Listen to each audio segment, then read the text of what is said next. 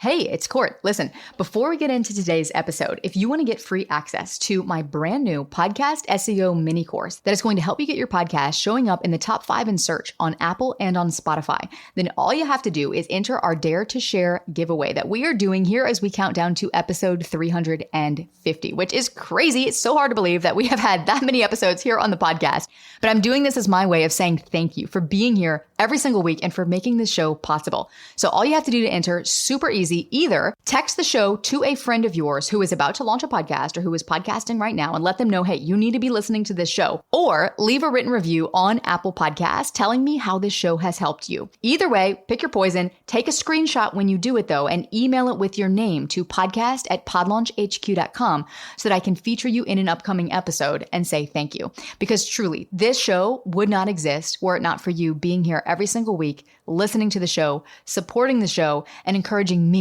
to keep going with my own podcasting journey. So thank you for being here. And with that, here's today's episode. Chances are you have heard that LinkedIn is one of the only remaining platforms on social media where you can still get some kind of organic reach.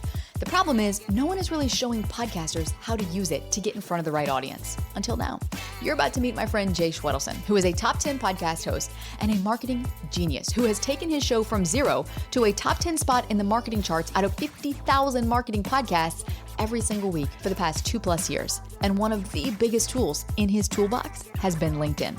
And in this episode, he's going to break down exactly how to get your podcast in front of the right audience by showing you what to post from your podcast, when to post it, and how to drive LinkedIn traffic to your show, even if you don't have a big following or a big budget. And the best part of it all is that you can run his entire system in literally just 20 minutes a day so that your show can get heard by more people who actually need it.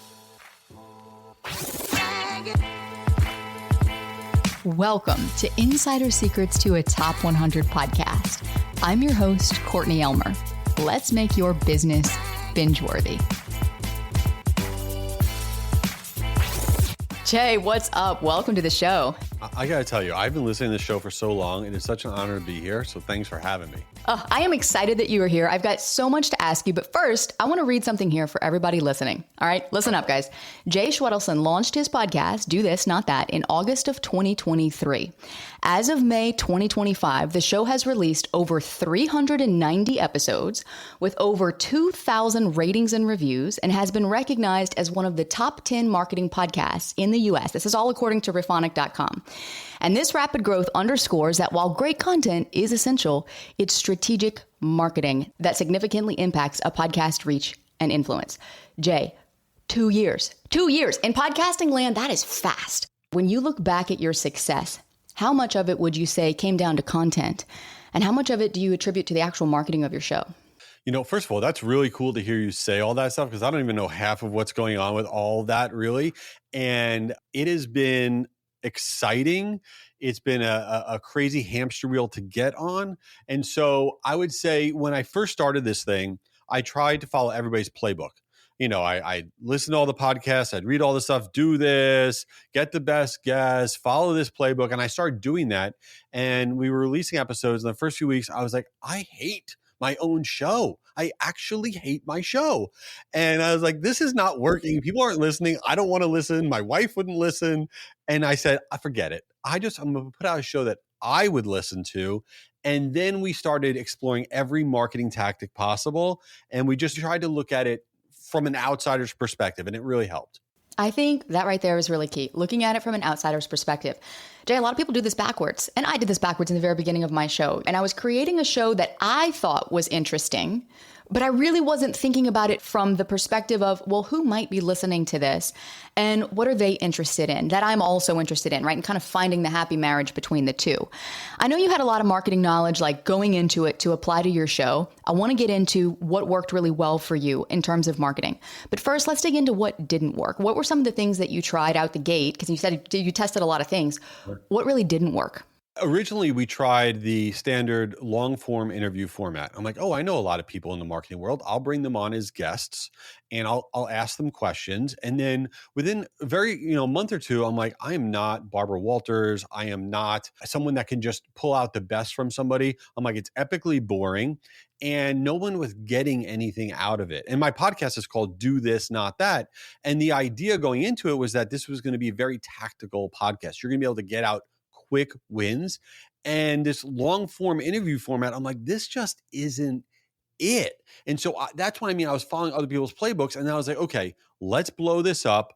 What are we going to do? And that's when we started trying so many different formats of episodes. And that's where things really took off for us. Wow. Okay. So what were some of the formats that you tried? So the one, it's always very surprising to me what works and what doesn't work. So believe it or not, we put out 5 episodes a week, which I know what that sounds like. Everyone's rolling their eyes right now like, oh my gosh, no, please don't say that. And I will tell you, it sounds like you can't do it. I'm not telling you that that's for everybody because it's not even for me. I'm losing my mind. But it is very, very, very doable. First of all of our episodes are usually about 10 minutes or less.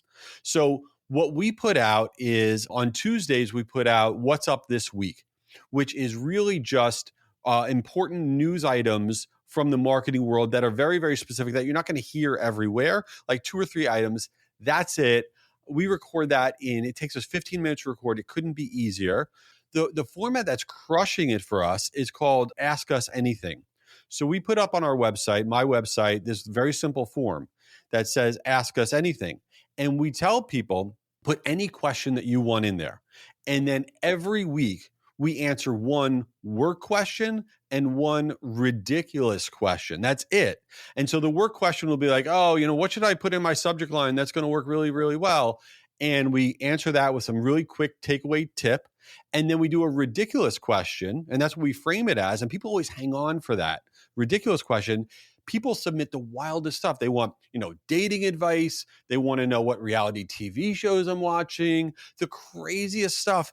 And it's this very simple, I get something out of it and I get to laugh a little bit. That format for us has been phenomenal. And then we also release 2 episodes on Fridays. We release what we call our super big tips episode, where every week we have one topic we go deep on for 10 minutes. It's a solo. These are all solos. And so we release that. And then we also release our guest episode at the same time on Fridays. So we have like a 15-minute guest episode as well. So we release all of these. And then the other tactic that we did, the 5th episode that we release every week, which is a new thing, which is pretty wild. We've been doing it for about a year. We partner with other podcasts. So right now we're partnered with the Marketing Millennials. This has been so cool. And I don't think enough people do this, where we record an episode together. Me and Daniel Murray, who does Marketing Millennials podcast, we record an episode together. We call it something special. It's actually called the Bathroom Break. And then every Monday, we release the exact same episode on his platform and on my platform, and we cross-promote each other's shows. That has a different kind of intro and outro, but that way we get his listeners come to me and mine go to him, and that's been a great cross-pollination. So those are the different formats that we do. But if I was going to do any of them, I know there's a very long-winded answer, is the Ask Us Anything. It is incredible, the reaction we get to that. What I love about it, though, most, Jay, is that it's differentiated. When you go into the marketing category for podcasts and you see all the podcasts, and like you said, it's the traditional long form interview, it's all the guests, it's talking about the same topics. You've really kind of taken your personality and infused that into the show with like the entertainment side of it, the fun side of it, the let's just not be so serious about this side of it. And I actually have read your reviews and people say like, that's what I love about the show is because it's not so serious. It's not so like stiff and formal and like, yes, let's talk about email marketing. Here we go. We're going to jump into a 90-minute conversation about this, and it's tactical and it's short. And I think in today's, not that every podcast has to be short, not that every podcast has to be tactical, but listeners do want takeaways. And in this day and age, people don't like just sitting there talking about theory or diving deep into something, right? They'd love to be able to practically apply it, especially in this space, particularly marketing, business, those type of podcasts. I'm curious, how has your approach shifted when it comes to actually promoting the show? So I know the cross-pollination thing, that we could have a whole nother episode on because it's something I agree not enough people are doing. But are there 1 or 2 strategies for actually beyond the creation of the different segments you're doing on the show, for actually getting those out into the world and saying, hey, people, listen to this, right? Are you using email? Are you using LinkedIn? What are you using to help get the word out about the show? And has that strategy shifted at all since you first started your podcast? Oh yeah, big time. I'm always, when we're recording these solos, I am in my brain all the time thinking about clips. I'm very intentional about what comes out of my mouth, saying, okay, I know that this is going to be a clippable moment. Almost all the social networks now are not really social networks. And I realize that. Getting organic reach on things like Instagram It's not easy. It's only getting harder. But the one social network, and I don't care if your podcast is for consumers or business professionals, it doesn't really matter. The one social network that is truly a social network is LinkedIn, meaning that on LinkedIn, if someone does a post, somebody likes it, then the person that liked it, it's going to then circulate to their feed. It's truly a social network, and organic reach is still something that can go really, really far. And that's just something that I was like, oh, I don't see enough people playing the podcast game properly on LinkedIn. And so we went deep there, and that has been a game changer. If I would say the number one tactic to get new listeners to our show, it is LinkedIn. I'll tell you exactly what we do. So we make short clips from the show. Let's say my solo episode. And in my solo episode, it's very tactical. If we give out, 3 different ideas in an episode, okay, great. And we make a clip from one of these tactics. And what we purposely do with the clip, and they're all pretty short, maybe, under 2 minutes. But we make the clip in such a way that I'll be giving a tip about whatever, like send out, your emails on this particular, time of the day. And then you also need to be doing this. And I will literally cut the clip with me about to saying the next thing, but it cuts me off. And the mistake that I think that people make is they make clippable moments that are a complete thought, right? Here it is. You don't need to go to the show because everything you need is right here. We don't do that. We purposely make it like annoying. Like, it's like, wait a minute, what's he about to say that he got cut off? I need to know. And then that is the clip that we roll with. And by doing that, that has changed everything. Do you get comments from people being like, this is really annoying, why don't you just give me the information? Or do you find that that's not as much on LinkedIn? Because I feel like people on Instagram would be like having a fit about that. You're so right. It's so weird. On LinkedIn, everybody's very nice. It's like, I don't know why everyone's so supportive of each other. It's like the happy place. There's very, very few rude people. So on LinkedIn, they are nice about it. I don't get any heat for that. The other thing that we do on LinkedIn, and you don't need big budget. You don't need to spend a lot of money to promote your show. What you can do on LinkedIn is you can boost your post, but you don't just want to boost your post and get meaningless traffic. So we have different lists, okay? We have our email newsletter lists. We have lists that we know are people that maybe listen to the podcast. We have lists for all sorts of stuff. Could even be like prospect list, whatever, lists. You take your list, okay? We probably have 15 lists loaded into LinkedIn. You upload your list to LinkedIn. And then when you put your clip out on LinkedIn, you may not have a huge LinkedIn following. That's okay. But then you boost your post. You boost that specific post and you say, I want to boost it to this audience, the list that you uploaded. You're not doing a lookalike audience. You're not trying to find more of the people. I want to boost it to this audience. And you will have a pretty high match rate of the people that you upload that they can actually find on LinkedIn. There's over 1 billion people on LinkedIn. And then what that is doing, it is getting your clip in front of the right people. Say you have a list. Maybe you don't have a big list. Okay. Maybe you have 10,000 people on your list. When you go to boost, you could boost it for a certain amount of days. So usually, let's say we post a clip on, Tuesday. We would boost that clip all the way till Saturday. All right. But you only need to spend $100, maybe even less during that period of time. And you're boosting it exactly to your audience. And it will totally change the number of people that are interacting with your content, going to your show, finding your show, doing it all that, and you link to your show. And I know this is probably not what I should do, and you know better than I will ever know, whatever, but we do Apple first everywhere. And the reason we use our Apple link first everywhere is because I get a lot of cachet from our ranking, right? It's ridiculous. But you have a show named the top 100 ways to rank in the top 100, so you don't think it's ridiculous. The fact that we've stayed in the top 10 in the United States for marketing when there's 50,000 marketing podcasts for a year, it helps me to get whatever guests I want, do whatever I want to do, wind up on shows like this, gives me a lot of cachet. And the only reason we can do that is because it's on Apple. Apple is the only one that really breaks out the marketing category. So that's why we're always Apple first with the links that we put in our LinkedIn posts that we boost. Jay, I hope everyone is like furiously taking notes right now. You've given so much tactical advice and I love it. Okay, I've got some questions for you. So where are you posting the link to the podcast on LinkedIn? Because I've heard some different things about where you should be putting that. Can you just like settle the debate and say, here's where we put it and this is why it works? Yeah. Okay. So let's talk about regular posts and then boosted posts. When you post it, we first post the clip with no link at all. All right. And then we wait usually 10 minutes and then we edit the post. We edit the post and then we change only a few words and then we put in the link. The key thing is that when you edit the post, you can't change a lot of words. Believe it or not, what LinkedIn is looking for is how much you edited the post on a percentage basis in terms of the actual content in the post.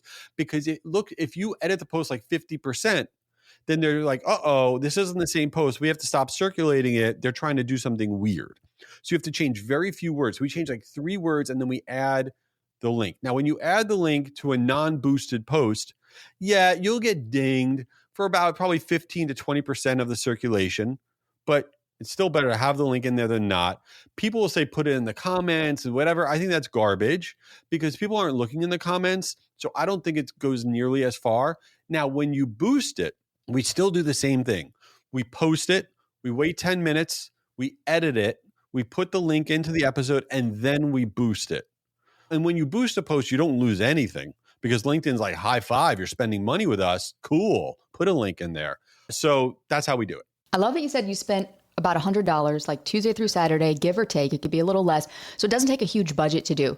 You mentioned uploading the list and you mentioned, if you have 10,000 people, what if someone has like 100 people? Is there a limit to a list that you can upload? Can it still help you get in front of the right people? For those that are maybe like, well, I only have 20 people on my email list right now. Like, is that going to work for me? Yeah, so that's a good question. I would say you need to get some more. You need at least 500 to make this all actually viable. If you got 500, you're on your way. And I would say to you, if you don't have 500, and we could talk about email, we got to get you 500 people on your list. I don't care what market you're in. I don't care how new you are. I don't care if you have 5 followers on LinkedIn. You can get 500 people on your list. And that's when it really starts to take off for you. Okay, broader strategy for LinkedIn, because this is another question that came to my mind as you were sharing. So you mentioned that, you post your episode, it drops, let's say on a Tuesday, and you put that post out on a Tuesday and you let it run through Saturday. Are you posting multiple times for multiple episodes through the week? Because you drop 5 episodes a week. Are you doing a post for every episode? What does your broader strategy look like if you were going to give us the bird's eye? Yeah, so we post 2 clips. One clip is on my personal feed, which is a clip from my solo episode. And then we post another clip that is from our guest episodes on my company's page feed, which is Guru Media Hub. They both get boosted. And those are the only clips that we post. The other thing I didn't mention that we do that is you have to do this.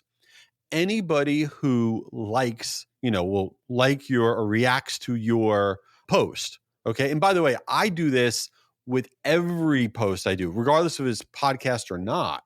Every post I do on LinkedIn, anybody that likes, and this is not something that I'm not talking about automating this. I'm not talking about using a tool. And we can get into why you shouldn't use any of these tools. We go in there and anybody that likes it, we say, hey, thanks for engaging with the post. By the way, we got this podcast. You should check it out. We just did a new tips episode, whatever. And we send them a link, DM them the link, the same way you would almost use ManyChat on Instagram. We do that on LinkedIn, and that is a game changer. We send them a DM and say, listen, awesome. It was great. Thanks for engaging with the post, whatever it was. It could be a post about anything, and say, I'm not sure if you even know, but I got this podcast, and this week we released an episode that I think you'd love. And then we just give them the link to the Apple episode, and boom, boom, boom, boom, boom. Everybody that engages with any of my posts, they will get this messaging. And again, we don't automate that. One of the problems on LinkedIn, which is actually different than Instagram and some of the other tools is, and this is me, everyone could, tell me I'm crazy. There's a lot of automation tools for LinkedIn. And what I have found, and I've tried them all, that when you use automation tools to try to automate your engagement and your content and your messaging and all this stuff, LinkedIn does not like it. And they kind of shadow ban you, and all of your content then gets crushed in terms of circulation. They don't like these automation tools, and I don't blame them. They're not very personal. So, we have people, I do it, people on my team go into my account and they'll do the messaging and make it feel like it's very, one-to-one, because it is, but it really is worth the time. Yeah.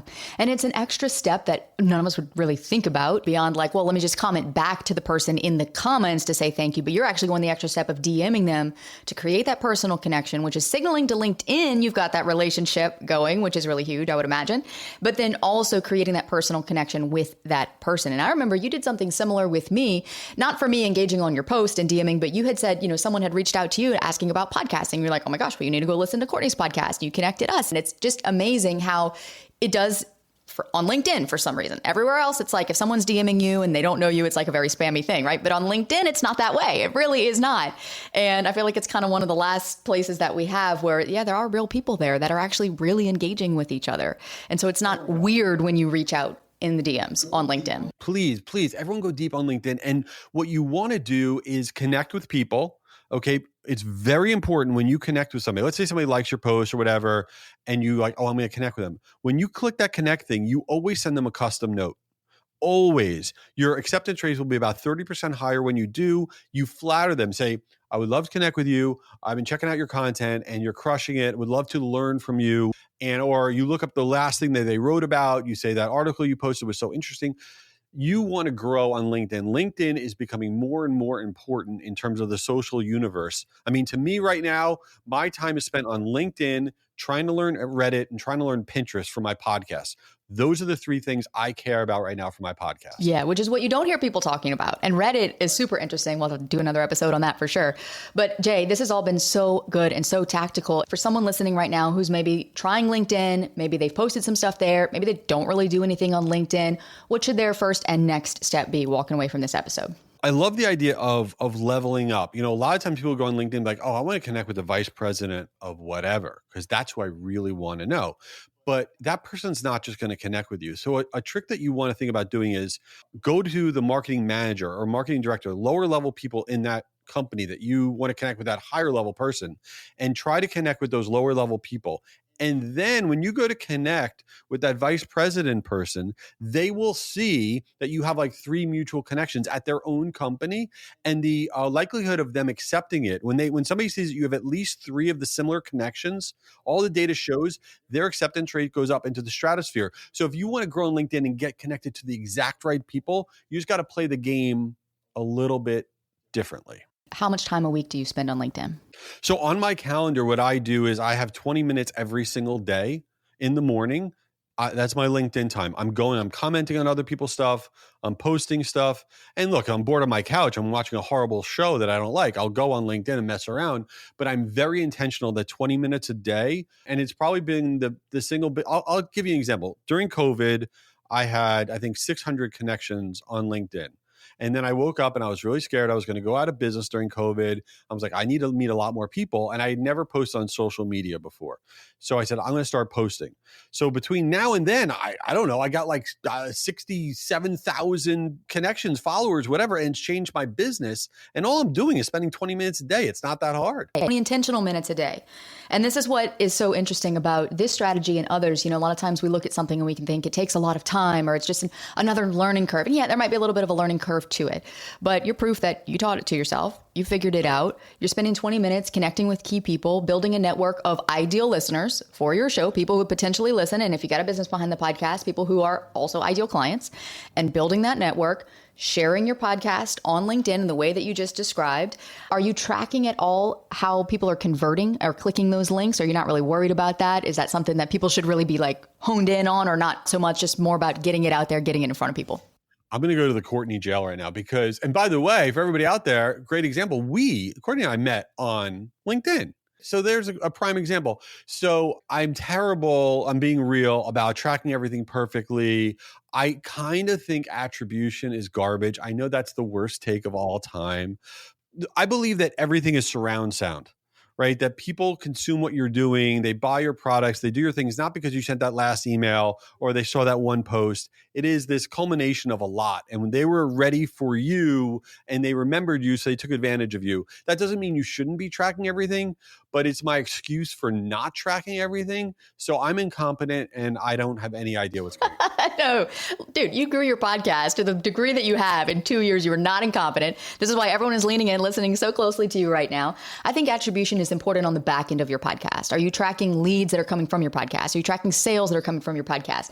But on the front end, you have a very valid point, and often there's not really a way to track it. So I was curious to see what you would say there, Jay. Honestly, I wasn't trying to set you up there as a trap or anything like that.